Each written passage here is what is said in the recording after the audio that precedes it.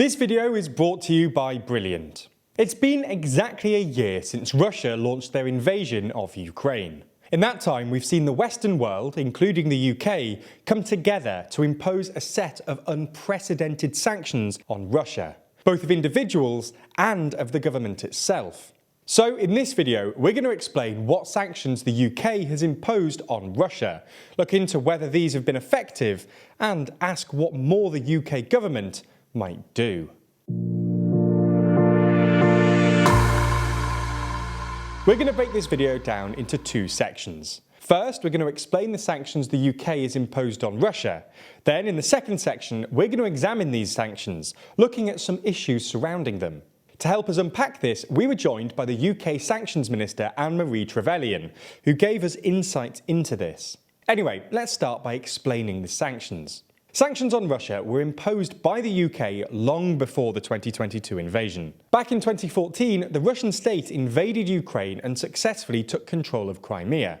The UK put financial sanctions on 183 individuals and 53 entities in response to this, and additionally imposed an arms embargo and restricted the trade of certain items, for example, equipment for oil exploration. Naturally, following the invasion of Ukraine, the UK government wanted to go further. So, in the last year, they've imposed a broad range of sanctions on Russia. Broadly, these sanctions can be split into 5 categories. Number 1, export sanctions, i.e. any sanctions aimed at restricting Russia's ability to export stuff, like, most notably, oil and natural gas. 2, import sanctions, i.e. any sanctions aimed at restricting Russia's ability to import components. Perhaps the best example of this are the UK's export controls on high-tech equipment, including on the day of the invasion, which basically prevented companies in the UK from exporting stuff like semiconductors and other advanced components to Russia. In addition to this, this includes a ban on the use of UK services in the UK, with those working in accounting and public relations no longer able to sell their services to anyone in Russia. Number 3, financial sanctions, including the expulsion of most Russian banks from SWIFT and other sanctions targeted at Russian banks and financial institutions. Number 4, individual sanctions, i.e. sanctions targeted at specific Russian individuals like the Magnitsky sanctions introduced by the UK in 2020 after the death of Russian anti-corruption lawyer Sergei Magnitsky. Prior to the invasion, 183 individuals and 53 entities were subject to these sanctions. Following the invasion, this was increased to 196 and 58 respectively. And number 5, what we might describe as other sanctions, like the EU's visa ban or the proposed ban on Russian athletes competing in the Olympics. Now, while the UK has clearly implemented a huge range of sanctions on Russia throughout the last year, and with the war still ongoing and Putin showing no signs of slowing down, it's worth considering whether these sanctions have actually worked. So, we asked this question to the Sanctions Minister herself. So, as I say, we've done this in concert with other countries, with the EU, with the US, with Canada, with many other countries where they've been able to really try and make these impacts as effective as possible. And there's going to be a recession in Russia for the number of years ahead because of what we've already done. That we're seeing a sort of 2 to 5% drop in GDP. And that would continue, and the oil price cap, of course, has a big impact over the long term. Mm-hmm. Sanctions are strange tools in that they continue to have an impact, and in fact the impact has a multiplier effect in certain sectors as long as you keep them on. So they are designed to try and persuade Putin that there is no good reason to continue fighting this war.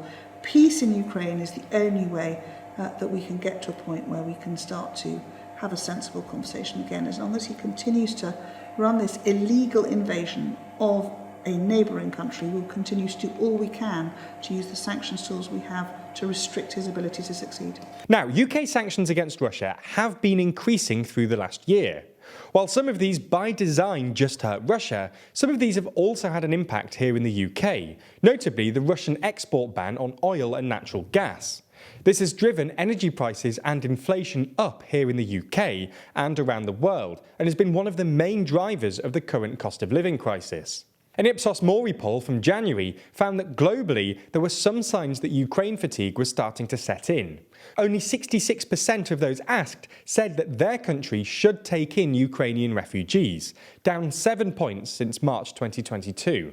Additionally, fewer people now think that doing nothing would encourage Russia to take further military action elsewhere, with 63% saying this is the case now and 68% saying this last year.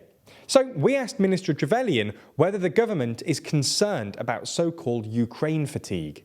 I think that's a really important question, and the answer is very straightforwardly no, and I'll tell you why.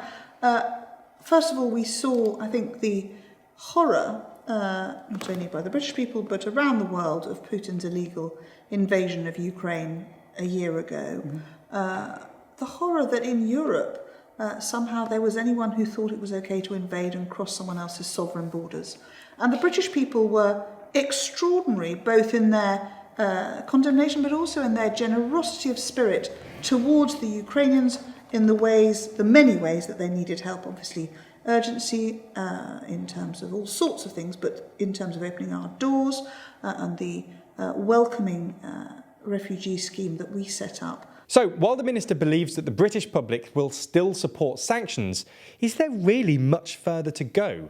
As we explained, the UK government has been relatively comprehensive in their sanctions packages. With the war likely to continue through 2023, we asked the Minister whether she thought there was still scope to go further. We will continue to do so where we see those who are either as individuals or businesses supporting Putin's war machine to try and reduce his ability to fund and continue his war. So layers upon layers of sanction pressures to reduce both the ability to deliver the war machine, to fund the war machine, and indeed to continue to see that income come in an attempt, all of this in an attempt to persuade Putin that he is not going to win. We, the world, are going to stand alongside Ukraine until such time as that country is back in a peaceful state. So we will continue to find ways to put pressure on through these tools to reduce the economic viability of Putin's war. So, while the Sanctions Minister does still believe there's further to go, it's also worth noting that while the UK and other Western nations have implemented sanctions on Russia, other major world powers, such as China and India, have declined to do so. So, we asked the Minister whether this has undermined the UK's efforts. So when the UN brought forward resolutions and 143 countries signed up to it, that clear statement of intent, of course there were some who didn't feel they could speak. And I think where we see countries who are, and I think that the challenge is they have dependencies with Russia, which they cannot immediately find a way to come away from, and they simply can't solve. Whilst we understand that, we continue within our diplomatic networks to encourage all countries to step away from those Russian interactions where they can. But we do understand that the realities are there. But while it might be true that the oil price cap is in the interests of developing countries, so far, few of them have explicitly endorsed it, and customs data from third countries, including China and India, suggest that many countries are still ignoring it. If the West wants to bring more countries on board, it'll have to convince these countries that sanctions are in their interests, and perhaps more significantly, that taking a stand against Russia is the right thing to do. With the war in Ukraine still raging, we'll have to see how much longer Russia is able to continue their invasion with these sanctions in place.